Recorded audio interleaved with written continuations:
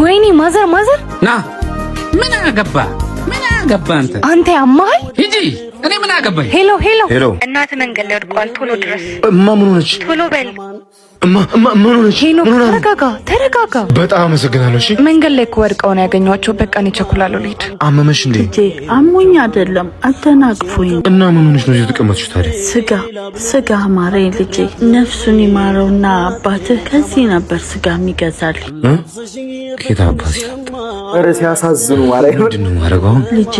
ከሌለ ችግር የለውም ነይ እናቴ እኔ አለኝ ነይ ይገዛልሻለሁ ነይ እስኪ አባ ስጋ ስጠኝ ይኸውና